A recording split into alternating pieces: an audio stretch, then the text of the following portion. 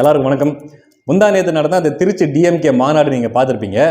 மாநாடு யாரும் பார்த்துருக்க மாட்டீங்க. அதை சுற்றி நடந்த ட்ரோல் வீடியோஸ், இந்த மீம்ஸ் இதெல்லாம் நீங்கள் பார்த்துருப்பீங்க. நம்மளே தனியாக அது ஒரு வீடியோ பண்ணலான்னு நினச்சேன். ஆனால் நேரம் அமையாமல் போச்சு. கொஞ்சம் வருத்தமாக தான் இருக்குது, பண்ண முடியல. என்ன அப்படின்னா, ஓகே, ஒரு டிஎம்கே மாநாடுனா எப்படி இருக்கும் அப்படிங்கிறது நமக்கு தெரியும். வரானுங்க மொத்தமாக அள்ளி போட்டு இந்த லாரியில் ஆடு மாடுகளை ஏற்றுற மாதிரி, பன்னிகளை கூண்டில் அடைகிற மாதிரி ஏற்றி கூட்டின்னு வரானுங்க. அவனுங்களும் அப்படியே வரானுங்க. எதுக்கு வரானுங்கன்னு அவனுங்களுக்கும் தெரியல, எதுக்கு கூப்பிட்டாங்கன்ட்டு இவங்களுக்கும் தெரியல. இப்போது நம்ம ஒரு இடத்துக்கு ட்ராவல் பண்ணி போகிறோம், ஒரு ஊருக்கு நம்ம போகிறோம், அல்லது ஒரு கடைக்கு ஏதோ ஒன்று நம்ம போகிறோம்னு வச்சுக்கலாம். ஒரு பர்பஸ் இருக்கும், ஒரு வேலையாக நம்ம போவோம், அதை பற்றின சிந்தனைகள் மைண்டில் ஓடிட்டுருக்கும். ஆனால் இதுக்கு வரானுங்க பார்த்தீங்களா, இவங்களுக்கு மைண்டு பிளாங்க்கு. அப்படியே ஜாம்பிஸ் மாதிரி வரானுங்க. எதுக்கு வரானுங்களே தெரில. அப்படியே வந்து இறங்குறானுங்க, அந்த திடலில் வந்து இறங்குறானுங்க. அப்படியே சுற்றி முற்றி பார்க்குறானுங்க. சரி, சீட்டுக்குதா சேருக்குதா, சரி உட்காருவோம் அப்படின்ட்டு உட்காடுறானுங்க.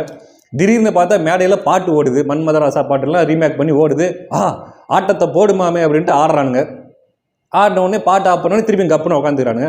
அப்புறம் பார்த்தா திடீர்னு ஐயா ஸ்டாலின் அவர்கள் மேடையில் தோன்றி அவர் பாட்டுக்கு பேச ஆரம்பிக்கிறார், உரையாற்ற ஆரம்பிக்கிறாரு. இவன் அப்படியே உட்காந்துக்கிட்டு,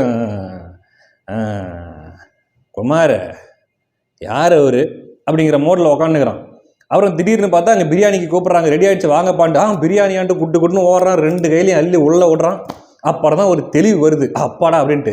ஆமாம், இப்போ நம்ம எங்கே இருக்கிறோம், எதுக்கு இங்கே நம்ம வந்தோம் அப்படின்ட்டு அப்புறம் தான் யோசிக்கிறோம்.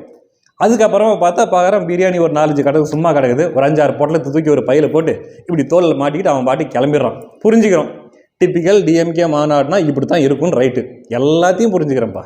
நீங்கள் ஆட்டம் போட்டது, அங்கே பண்ண அலப்புறம் எல்லாத்தையும் புரிஞ்சுக்கிறோம். ஆனால் இதை எதுக்குடா பண்ணீங்க?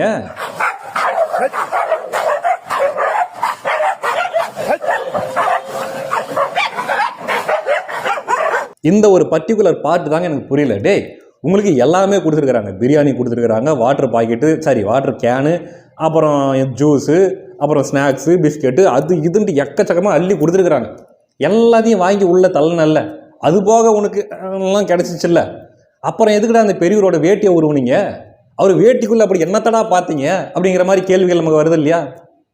75 வருஷ கட்சியோட லட்சணம் இல்லையா?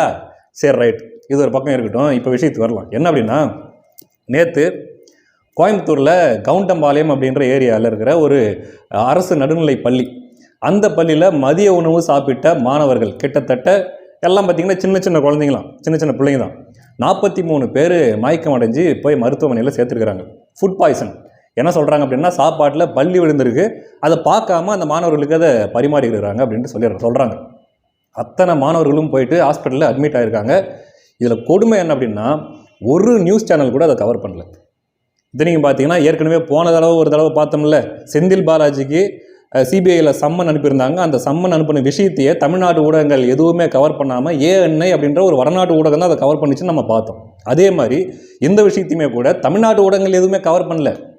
இதே வடநாட்டு ஊடகம் ஏஎன்ஐ தான் அதுவும் போயிட்டு வீடியோ எடுத்து உள்ள எல்லாம் ஹாஸ்பிட்டலில் பெட்லெல்லாம் படுத்து ட்ரீட்மெண்ட் எடுத்துகிட்டு இருக்கிறாங்க. சீரியஸாக அங்கே ட்ரீட்மெண்ட் நடந்துட்டு இருக்குது. அதை வீடியோ எடுத்து இவங்க தான் முதல்ல பிரேக் பண்ணுறாங்க. அந்த லட்சணத்தில் இருக்கிறது தமிழ்நாடு ஊடகங்கள். சரி, அது ஒரு இருக்கட்டும்.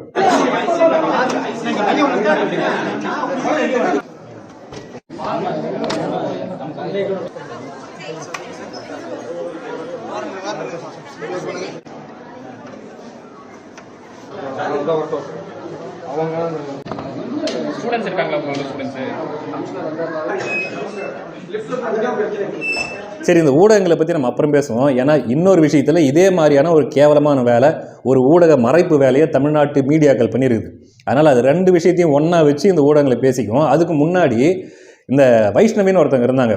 ஃபஸ்ட்டு விஜய் ரசிகையாக இருந்து, அதுக்கப்புறம் பல வீடியோக்கள்லாம் இன்ஸ்டாகிராமில் போட்டு பிரபலமாகி பல ஃபாலோவர்ஸ்லாம் வந்ததுக்கப்புறம் டிவிகே கட்சியில் சேர்ந்து, அதுக்கப்புறமா மறுபடியும் போய் டிஎம்கேல போய் ஜாயின் ஆகணும்னு வச்சுங்களேன்.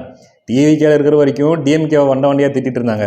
இப்போ டிஎம்கே போய் ஜாயின் ஆனதுக்கப்புறமா டிஎம்கேக்கு முட்டு கொடுத்துக்கிட்டு, எப்படின்னா அங்கே இருக்கிற சீனியர் வாடகை வாய்கள் இருக்குல்ல, இந்த செந்தில் வேலு, நிறைய பேர் இருக்காங்க. அதுவும் பார்த்திங்கன்னா டாக்டர் ஷர்மிளா, இந்த மாதிரிலாம் பல கேரக்டர்ஸ் அங்கே இருக்குது. அந்த வகையில் சீனியர் வாடகை வாய்கள் மத்தியில் இவங்க ஒரு ஜூனியர் வாடகை வாய் செயற்பாட்டாளராக அங்கே வந்து உலா வந்துட்டு இருக்கிறாங்க. அங்கே போனதுக்கப்புறம் டிவிக்கேவை உரண்டு எடுக்க வேண்டியது, விஜய் ரசிகர்களை திட்ட வேண்டியது, அவங்கள ட்ரிகர் பண்ணி ஏதாச்சும் பேச வைக்க வேண்டியது. வேறு வழி இல்லை. குரங்குக்கு வாக்கப்பட்டால் மரத்துக்கு மரம் தாவித்தான் ஆகணும். அதனால் வாக்கப்பட்டாச்சு, மரத்துக்கு மரம் தாவித்தான் ஆகணும்னு விடுங்க. இப்படியாக பண்ணிக்கிட்டு பதிலுக்கு இவங்க ஏதாவது பேசிட்டாங்கன்னா உடனே விக்டிம் கார்டு ப்ளே பண்ண வேண்டியது. பார்த்தீங்களா, பெண்களை இழிவுபடுத்துகிறார்கள் இந்த தாவேக்காவினர். கொஞ்சம் கூட அவங்கள அப்பா அம்மாவுக்கு பிறக்கலையா, தங்கச்சியோட பிறக்கலையா அப்படின்ட்டு உடனே விக்டிம் கார்டு ப்ளே பண்ண வேண்டியது. நான் சொல்கிறேன், எல்லா கட்சியிலையுமே ஆபாசமாக பேசக்கூடியவர்கள் இருக்காங்க, எல்லா கட்சியிலையுமே.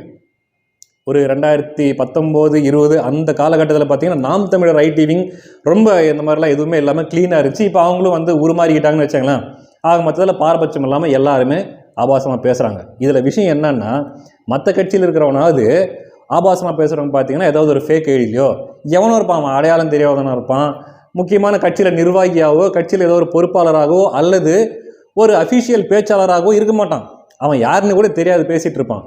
ஆனால் திமுகவில் மேடை பேச்சாளராக இருக்கக்கூடியவர்கள் இந்த சிவாஜி கிருஷ்ணமூர்த்தி உட்பட நிறைய பேர் இருக்கிறாங்க. அத்தனை பேருமே ஆபாச பேச்சாளர்கள் தான். ஏன் உதயநிதி ஸ்டாலின் உட்பட அவருடைய மூத்த தலைவர், உச்சகட்ட தலைவர் உட்பட எல்லாருமே ஆபாச பேச்சாளர்கள் தான்.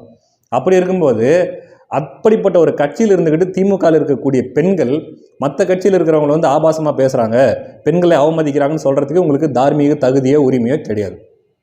இது ஒரு விஷயம், சரியா? இது அப்படியே இருக்கட்டும்.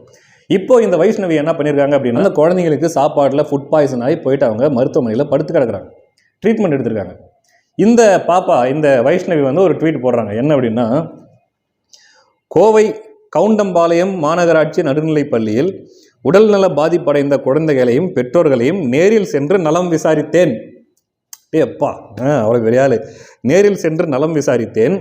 குழந்தைகள் அனைவரும் ஊசி மட்டும்தான் பயமாயிருக்கு அக்கா, மற்றபடி நாங்கள் ஜாலியாக தாங்கக்கா இருக்கோம் என்று சந்தோஷமாக உரையாடினார்கள்.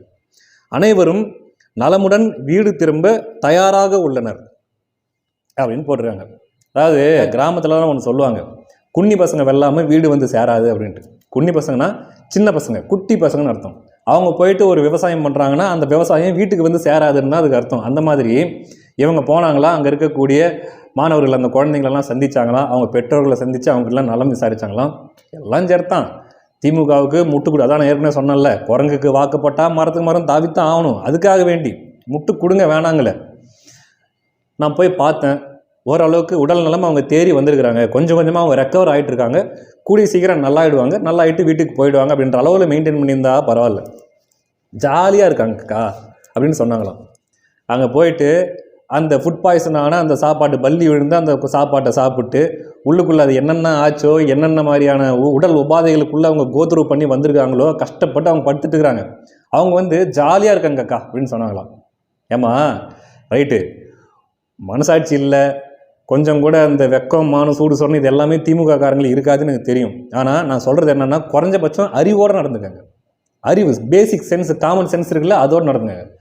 குழந்தைங்க யாராச்சும் உடல் கஷ்டப்பட்டு உடல் உபாதையோடு படுத்துருக்கிறவங்க யாராச்சும் ஜாலியாக இருப்பாங்களா? சொல்லுங்க பார்க்கலாம். இந்த அளவுக்கு இறங்கி முட்டு கொடுக்க வேண்டிய தேவை எங்கேருந்து? இதெல்லாம் பார்க்குறவங்க மூஞ்சி மேலே காரி துப்ப மாட்டாங்களா? துப்பி தான் வச்சுருக்காங்க. அந்த கமெண்ட்டில், அந்த கோட்ஸில் எல்லாம் துப்பி தான் வச்சுருக்கிறாங்க. புரிஞ்சுக்கிறேன், உங்கள் ஆர்வ கோளாறு நான் புரிஞ்சுக்கிறேன், உங்கள் வயசுக்கு இந்த அளவுக்கு தான் ஆர்வ கோளாறு இருக்கும் நான் புரிஞ்சுக்கிறேன். ஆனால் கொஞ்சமாவது மெச்சூரிட்டியை வளர்த்துக்கங்க, அறிவை கொஞ்சமாவது வளர்த்துக்கங்க. முட்டு கொடுக்குறன்ற பேரில் இப்படிலாம் கீழே வரைக்கும் இறங்கி எல்லாருக்கிட்டையும் இப்போ செருப்படி வாங்க வேண்டிய தேவை என்ன வந்துச்சு சொல்லுங்க பார்க்கலாம். அதனால் இன்னும் கொஞ்சம் உங்களுடைய சீனியர் ஊப்பிங்களை கொஞ்சம் பார்த்து கொஞ்சம் ட்ரைனிங் எடுத்துக்கங்க. பாருங்கள், எங்கள் அண்ணன் ராஜீவ் காந்திலாம் இருக்காப்புல, அந்த திராவிட பயிற்சி பற்றையில் அங்கே போயிட்டு கொஞ்சமாவது படித்து கொஞ்சம் அறிவை வளர்த்துக்கிட்டு அதுக்கப்புறம் இந்த மாதிரி பொதுவில் வந்து பெரிய மனுஷத்தனமாக ட்வீட் போடுறது அதெல்லாம் அதுக்கப்புறமா பண்ணுங்கள். இப்போயே நான் வந்து பெரிய மனுஷங்க மாதிரி நான் ட்வீட் போடுறேன் அப்படின்ட்டு அதிக பிரசங்கத்தனம்லாம் பண்ணாதீங்க. உங்கள் வயசுக்கு இது ஏற்புடையதல்ல, சரியா? முட்டு கொடுக்கறது கொஞ்சம் கற்றுக்கிட்டு வந்து முட்டு கொடுங்க, அவ்வளோதான் சொல்ல முடியும். சரி, இது ஒரு பக்கம். இன்னொரு பக்கம், இந்த வெல்லும் தமிழ் பெண்கள் நிகழ்ச்சியில் இந்த கவர்மெண்ட் ஸ்கூலில் இருக்கிற சாம்பாரை ஒரு ஸ்பூன் எடுத்து வாயில் நக்கி பார்த்துட்டு அடடாண்டு ஒரு எக்ஸ்ப்ரெஷன், ஒரு கருமாந்திர எக்ஸ்ப்ரெஷன், அது கன்றாவி பண்ணாங்களே ஒருத்தர், ஞாபகம் இருக்குதா? டிடி 10 ரூபாய்க்கு நடிக்க சொன்னால் 10,000 ரூபாய்க்கு நடிக்க வேண்டியது அப்படிலாம் பண்ணிட்டு இருந்தாங்கல்ல. அந்த டிடி அவர்களே கொஞ்சம் வாங்க, அந்த கவர்மெண்ட் ஸ்கூல் சாம்பாரை தானே சாப்பிட்டு பார்த்துட்டு ஏதோ தேவாமிர்தத்தை சாப்பிட்ட மாதிரி அப்படியே பில்டப் பண்ணிங்க. இந்த கோயம்புத்தூரில் அங்கே படுத்து கிடக்குறாங்க பாருங்கள் பிள்ளைங்க, அந்த சாம்பார் சும்மா ஒரு ஸ்பூன் அள்ளி வாயில் போட்டு கொஞ்சம் அந்த பில்டப் கொடுத்து பாருங்களேன். சரி விடுங்க, அவங்க காசுக்காக நடிக்கிறாங்க, அவங்கள விட்டுருங்க போட்டோம். என்னன்னா, இந்த திமுக அரசு முழுக்க விளம்பரத்தில் எவ்வளோ செலவு பண்ணுறது, விளம்பர வெறி. இந்த யானைங்களுக்கு மதம் பிடிக்கிற மாதிரி, நாய்களுக்கு வெறி பிடிக்கிற மாதிரி, மனுஷங்களுக்கு பைத்தியம் பிடிக்கிற மாதிரி இந்த திமுக காரங்க விளம்பர வெறி, விளம்பரம் பைத்தியம் பிடிச்சி அலையுதுங்க. ஒரு நாளைக்கு எத்தனை 1000 கோடி விளம்பரத்தை இவங்க செலவு பண்ணுறாங்கன்னே தெரியல. அந்த சாம்பாருக்கு அந்த டிடியை வச்சு அந்த ஒரு எக்ஸ்பிரஷனை கொடுக்கறதுக்கு நீங்கள் பண்ணிங்க பற்றிய செலவு, அந்த செலவை அரசு பள்ளிகளில் இருக்கக்கூடிய உணவுப் பொருட்கள் தரமாக இருக்கிறதுக்கு நீங்கள் செலவு பண்ணிங்கன்னு வச்சாங்களேன், இந்த விளம்பரம்லாம் தேவையே இல்லை. அந்த சாப்பாடை சாப்பிட்ற பிள்ளைங்களே போயிட்டு அவங்க வீட்டில் விளம்பரம் பண்ணிடுவாங்க. ஆனால் வெறும் விளம்பர வெறி. அதுக்கு தான் எடப்பாடி பழனிசாமி அவர்கள் மானங்கட கேள்வி கேட்டு வச்சிருக்கிறார். என்ன அப்படின்னா, அதான் அந்த பள்ளியில் நடந்த அந்த நிகழ்வு எல்லாத்தையும் சொல்லிட்டு அந்த பசங்க போயிட்டு அங்கே அட்மிட் ஆகிட்டு அவங்களோட பேரண்ட்ஸ்லாம் வந்து கதறாங்க. அதெல்லாம் பார்த்துட்டு எடப்பாடி அவர்கள் அதெல்லாம் சொல்லிட்டு 2021 முதல் நூற்றுக்கணக்கான குழந்தைகள் தரமற்ற அரசு பள்ளி உணவால் பாதிக்கப்பட்டிருக்க அதை பற்றியெல்லாம் கொஞ்சம் கூட கவலையோ அக்கறையோ இல்லாமல் சாம்பார் டேஸ்ட் எப்படி என மேடை போட்டு வெற்று விளம்பரம் செய்த வெட்கங்கெட்ட அரசு தானே இந்த ஸ்டாலின் மாடல் விடியா திமுக அரசு அப்படின்னு கேட்டிருக்காரு. எப்பயுமே இதுக்கு முன்னாடி கூட 2011 நினைக்கிறேன், இதே மாதிரி தான் விளம்பரம், இஷ்டத்துக்கு விளம்பரம். டிஎம்கே ஐயா கருணாநிதி அவர்களுடைய ஆட்சி காலத்தில் ஒரு விஷயம் மட்டும் உறுதி, எந்தெந்த தேர்தல் நேரங்களில் அல்லது எந்தெந்த ஆட்சி காலங்களெல்லாம் அதிகபட்ச விளம்பரம் திமுக செய்யுதோ அந்தந்த தேர்தலெல்லாம் திமுக படுகேவலமாக தோற்றுருக்குது. இப்போ இந்த அளவுக்கு அவங்க விளம்பரம் பண்ணிட்டு இருக்கிறாங்க அப்படின்னா அதை நோக்கி தான் அவங்க போயிட்டு இருக்கிறாங்க அப்படின்ட்டு அர்த்தம் அப்படின்னு நம்ம புரிஞ்சிக்க முடியுது. இன்னொன்று, திருச்சி மாநாடு நடந்துச்சு இல்லைங்களா, அதில் 2 பேர் செத்து போயிருக்கிறாங்க. ஒரு வயதானவர் ஒருத்தர் 67 வயசு ஒரு ஆண் ஒருத்தங்க ஒரு 60 வயசு 61 வயசு ஒரு பெண் ஒருத்தங்க. அவர் மாரடைப்பு வந்து இறந்துருக்காரு. இவங்க பார்த்தீங்கன்னா திடீர்னு பார்த்தா அந்த வளாகத்தில், அந்த மாநாடு நடந்த அந்த வளாகத்தில் மயக்கம் போட்டு விழுந்துருக்குறாங்க. போய் பார்த்தா அவங்க இறந்துருக்குறாங்க. ஆனால் பாருங்கள், இது எந்த ஊடகத்துலையுமே செய்தியாக வரவே இல்லை.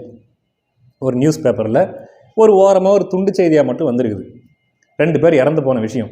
இதே போன தடவை கரூரை விட்டுருங்க, அதுக்கப்புறம் சேலத்தில் நினைக்கிறேன், சேலத்தில் ஒரு மாநாடு நடந்துச்சு, விஜய் அவர்களுடைய ஒரு கூட்டம், நிர்வாகிகள் கூட்டம்.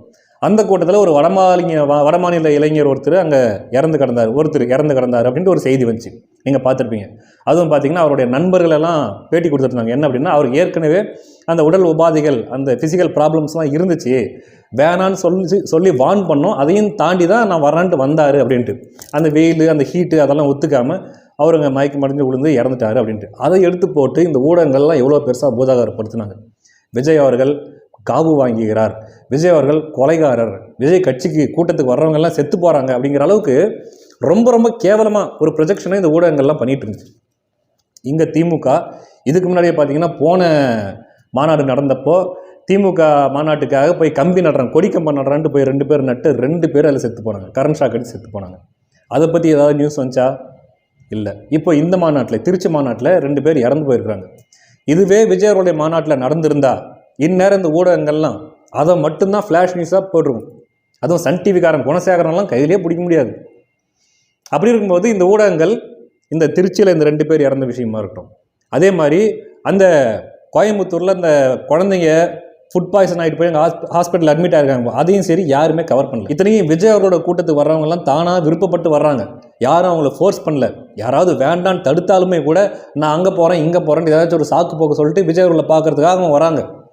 திமுக மாநாடு வர்றவங்கலாம் அப்படித்தான் தன்னெழுச்சியாக விருப்பப்பட்டு ஐயா ஸ்டாலினை பார்க்காம என்னால் இருக்க முடியாது, உதயநிதியோட பேச்சை கேட்காம எனக்கு தூக்கம் வராதுன்ட்டு வராங்களா? அந்த வீர உரையை பார்க்கறதுக்காக வராங்களா? இல்லை அந்த பயங்கரமான அந்த ஐயா ஸ்டாலின் அவர்கள் ரேம்ப் வாக் பண்ணுறாரு அந்த ஸ்டைலை பார்க்குறதுக்காக வராங்களா? மனசாட்சியத்தோடு சொல்லுங்கள். எல்லாமே அந்தந்த வீட்டில் பட்டியலை ஏற்றுற மாதிரி மொத்தமாக ஏற்றி காசை கொடுத்து அவங்களுக்கு கோட்டரை கொடுத்து ஏதாவது ஒன்று கொடுத்து அவங்கள மகிழ்விக்கிற மாதிரி பொருள் ஏதாச்சும் ஒன்று கொடுத்து தானே கூப்பிட்டு வரீங்க. அப்போது அப்படி தான் அவங்க கூப்பிட்டு ஃபோர்ஸ்ஃபுல்லாக தான் அவங்க வராங்க. அல்லது ஏதாவது ஒரு தேவைக்காக ஏதோ ஒரு என்ன சொல்கிறது அந்த ஏழைகளுடைய அந்த ஏழ்மையை பயன்படுத்திக்கிட்டு அவங்கள கூப்பிட்டு வரீங்க, ஏதோ ஒன்று கொடுத்து அவங்கள கூப்பிட்டு வராங்க இல்லையா? அப்படி இருக்கும்போது ஆண்டி வேலையே ஒரு வேன் கவுந்து 12 பேர் படுகாயம் அடைஞ்சாங்க. ஓகேவா? அதை பற்றி பெருசாக இந்த ஊடகங்கள் எதுவும் விவாதம் பண்ணல. ஸ்டாலின் அவர்களை வந்து இவர் ஒரு கொலைகாரர், அது உதயநிதி அவர்களை வந்து இவர் ஒரு மரண வியாபாரி அப்படின்லாம் யாரும் போடல. விஜய் அவர்களுக்கு போட்டாங்க, அதை வச்சு நான் சொல்கிறேன். அதே மாதிரி பார்த்திங்கன்னா அந்த 2 பேர் இறந்து போயிருங்க, எந்த செய்திலையுமே வரல. எப்படிங்க இது? அப்போது என்ன மாதிரியான வேலையை தமிழ்நாட்டு ஊடகங்கள் பண்ணிட்டு இருக்கு? எல்லாம் ஒரு பக்கம் போயிட்டு இருக்குதா? ஒரு பக்கம் திமுக விளம்பர வெறி உச்சத்துக்கு போய் கண்ணு மண்ணு தெரியாமல் அவங்க பாட்டு விளம்பரம் பண்ணிட்டு இருக்கிறாங்க. இன்னொரு பக்கம் உச்சகட்ட ஆணவத்துக்கு போயிட்டு நம்மளை என்ன பண்ணால் எவன்டா கேள்வி கேட்பான் அப்படின்ற அளவுக்கு அவங்க ஒரு பக்கம் போயிட்டு இருக்கிறாங்க. இந்த ஊடகங்கள் சுத்தமாக அறமற்று ரொம்ப ரொம்ப கீழ்த்தரமாக எச்சத்தனமாக நடந்துக்கிறாங்க. இது ஒரு பக்கம். இன்னொரு பக்கம் எடுத்துக்கிட்டிங்கன்னா டெய்லியுமே நம்ம நியூஸ் பேப்பரில் நம்ம செய்தி பார்ப்போம், இந்த இடத்தில் ஒரு சாலை விபத்து, இந்த இடத்துல இப்படி ஒரு விபத்தாகி ஒருத்தர் இறந்துட்டாங்க. இந்த மாதிரியான நியூஸ் தான் அன்றாடம் நியூஸாக வந்துட்டு இருக்கும். இப்போ அன்றாடம் நியூஸ் என்ன தெரியுமா? 2.5 வயது குழந்தை திமுக நிர்வாகியால் இந்த மாதிரி பாலியல் துன்புறுத்தலுக்கு உட்பட்டு கொலை செய்யப்பட்டார். ஏரோப்ளேனில் ஒரு ஏர் ஹோஸ்டஸ் திமுகவுடைய கவுன்சிலரால் பாலியல் துன்புறுத்தலுக்கு ஆளாக்கப்பட்டார். இது ஒரு பக்கம். இப்போ மறுபடியும் 7 வயது சிறுமி கடத்தி செல்லப்பட்டு கூட்டு பாலியல் வன்புறவு செய்யப்பட்டார். 60 வயது மூதாட்டி அவருடைய 70 வயது கணவரை அடித்து போட்டு 60 வயது மூதாட்டியை பாலியல் துன்புறுத்தல் செய்தனர். அதுபோக இப்போ மறுபடியும் 14 வயது சிறுமியை கடத்தி கொண்டு போய் வண்டியில் போன 14 வயது சிறுமியை துரத்திக்கிட்டு போய் சேஸ் பண்ணி பிடிச்சி அதை இந்த மாதிரி கூட்டு பாலியல் வன்புணர்வு பண்ணியிருக்கிறாங்க. ஏங்க பாலியல் வன்புணர்வு செய்திங்கிறது ஏதோ சாதாரணமாக ஏதோ சாலை விபத்து மாதிரி அன்றாடம் செய்தியாக வந்துகிட்டு இருக்குது நியூஸ் பேப்பரில். பார்த்தீங்கன்னா 2 வயசு 7 வயசு 14 வயசு 60 வயசு வித்தியாசம்லாம் கிடையாது. அப்போது சட்டம் ஒழுங்கு எந்த லட்சணத்தில் இருக்குது ஐயா ஸ்டாலின் அவர்களுடைய ஆட்சி காலத்தில் அப்படிங்கிறது மக்கள் இதெல்லாம் பார்த்துக்கிட்டு தான் இருக்கிறாங்க. எப்பயும் இல்லாத அளவுக்கு மக்கள்கிட்ட பெருசாக எந்த ஒரு ஆரவாரமோ எதுவுமே தெரியல. அப்படியே அமைதியாக எல்லாத்தையும் கவனிச்சிட்டு இருக்கிறாங்க. பார்க்கலாம் என்ன முடிவுக்கு வரப்போகிறாங்க அப்படின்ட்டு. அதுவும் ஒரு சில தொகுதிகள்லாம் இந்த சர்வே எடுக்கிறாங்கல்ல, அதையெல்லாம் பார்க்கும்போது இந்த இடத்தில் திமுக முன்னிலை வகிக்கிறது, இந்த ஒரு பர்டிகுலர் தொகுதியில் திமுக லீடு எடுக்குது, எட்ஜில் இருக்கிறாங்க அப்படின்லாம் கேட்கும்போது வெறியாகுது. ஏன்டா டேய், இவங்களுக்கு மட்டும்தான் பாதிப்பு வருதா? உங்களுக்கெல்லாம் பாதிப்பே இல்லையா? உங்களுக்கெல்லாம் மின் கட்டணம் உயரலையா? உங்களுக்கெல்லாம் இந்த பொருளுங்களோட விலைவாசி உயரவே இல்லையா? உங்களுக்கெல்லாம் இந்த மாதிரியான இதெல்லாம் கண்ணுக்கு தெரியவே இல்லையா? எப்படா நீங்கள் மட்டும் திமுக ஓட்டு போடுற நின்றுக்கிறீங்கன்ற மாதிரி நமக்கு கொஞ்சம் ஆச்சரியமாகவும் இருக்குது, கோபமாகவும் இருக்குது. பார்ப்போம், அட்லீஸ்ட் எலெக்ஷன் அந்த கிட்ட நெருக்கத்தில் வரவாச்சும் மக்களுக்கு கொஞ்சமாச்சும் புத்தி வருதா, என்ன நடக்குதுன்னு பார்ப்போம். பொறுத்திருந்து பார்ப்போம் என்ன நடக்குதுன்ட்டு. அடுத்தடுத்த காணொலிகளில் நம்ம மறுபடியும் சந்திக்கலாம். நன்றி.